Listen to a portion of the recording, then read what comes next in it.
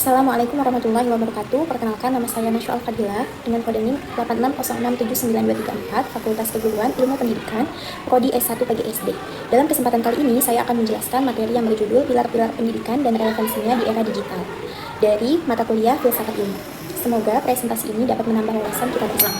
Perlu kita ketahui, pilar dalam pendidikan dapat dimaknai sebagai fondasi atau penyangga utama yang menentukan arah, tujuan, dan keberlangsungan sistem pendidikan. Sebagaimana sebuah bangunan membutuhkan tiang yang kokoh, pendidikan juga memerlukan nilai-nilai dasar yang mampu membimbing peserta didik menghadapi perubahan zaman. Salah satu pilar pendidikan Indonesia adalah pemikiran Ki Hajar Dewantara yang tetap relevan hingga saat ini, terutama di tengah perkembangan teknologi digital yang sangat pesat. Baik, akan saya jelaskan prinsip dasar pendidikan menurut Ki Hajar Dewantara. Ki Hajar Dewantara merumuskan 3 prinsip pendidikan yang dikenal sebagai yang pertama, ing ngarso sung tulodo. Prinsip ini berarti di depan memberikan teladan. Guru tidak hanya bertugas menyampaikan materi, tetapi juga menjadi contoh dalam sikap, etika, dan berperilaku. Lalu, yang kedua, ing madya mangun karso. Prinsip ini berarti di tengah membangun semangat. Guru berperan sebagai fasilitator yang mendampingi peserta didik untuk aktif belajar, berpikir kritis, dan mengembangkan potensinya. Yang ketiga yaitu tuturi handayani. Prinsip ini berarti di belakang memberi dorongan. Guru memberikan kepercayaan kepada peserta didik untuk berkembang secara mandiri, namun tetap memberikan dukungan dan arahan ketika diperlukan. Ketiga prinsip tersebut justru semakin penting di era digital, karena tantangan pendidikan saat ini tidak hanya berkaitan dengan penguasaan ilmu pengetahuan, tetapi juga kemampuan menyaring informasi dan membangun teknologi. Di era media sosial, peserta didik lebih mudah meniru perilaku yang mereka lihat di internet dibandingkan nasihat yang mereka dengar. Oleh karena itu, guru harus menjadi teladan dalam penggunaan teknologi. Contohnya, seperti banyak guru saat ini menggunakan media sosial untuk berbagi materi pembelajaran, memberikan edukasi, dan menunjukkan etika berkomunikasi yang baik. Sebaliknya, jika guru menyebarkan informasi yang belum terverifikasi atau berkomunikasi secara tidak santun di ruang digital, hal tersebut dapat menjadi contoh negatif bagi peserta didik. Artinya, keteladanan tidak lagi hanya terjadi di ruang kelas, tetapi juga di ruang mangun karso. Peran guru saat ini telah bergeser dari sumber informasi utama menjadi fasilitator pembelajaran.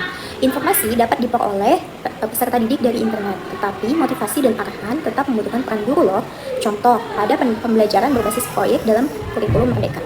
Guru mendorong siswa mencari informasi dari berbagai sumber digital untuk menyelesaikan proyek tentang lingkungan, budaya lokal, atau kewirausahaan. Guru tidak memberikan semua jawaban, tetapi membantu peserta didik menemukan solusinya sendiri.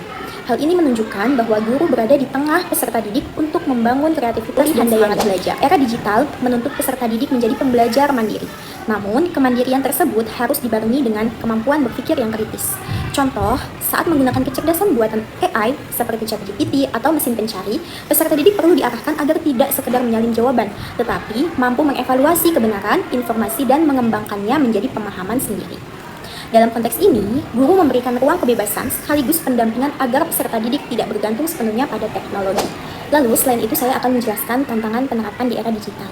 Meskipun relevan, penerapan prinsip Ki Hajar Dewantara menghadapi beberapa tantangan. Di antaranya, yang pertama, rendahnya literasi digital. Tidak semua peserta didik mampu membedakan informasi yang valid atau hoax. Akibatnya, mereka mudah terpengaruh oleh informasi yang menyesatkan. Lalu yang kedua, menurunnya interaksi sosial. Penggunaan gawai yang berlebihan dapat mengurangi kemampuan komunikasi, empati, dan kerjasama peserta didik. Lalu yang ketiga, krisis karakter di ruang digital. Kasus perundungan siber, ujaran kebencian, dan penyalahgunaan media sosial menunjukkan bahwa perkembangan teknologi belum selalu diiringi perkembangan karakter. Dan yang terakhir, kesenjangan teknologi. Masih terdapat perbedaan akses internet dan fasilitas digital antara daerah perkotaan dan daerah terpencil, sehingga kesempatan belajar belum sepenuhnya merata. Selanjutnya, saya akan menjelaskan refleksi terhadap persoalan pendidikan nasional. Saat ini, pendidikan Indonesia menghadapi berbagai persoalan, seperti rendahnya literasi membaca, tantangan karakter peserta didik, serta dampak penggunaan teknologi yang tidak terkontrol. Menurut saya, prinsip Ki Hajar Dewantara dapat menjadi solusi karena menyeimbangkan antara penguasaan teknologi dan pembentukan karakter. Keteladanan guru dapat membangun budaya digital yang sehat.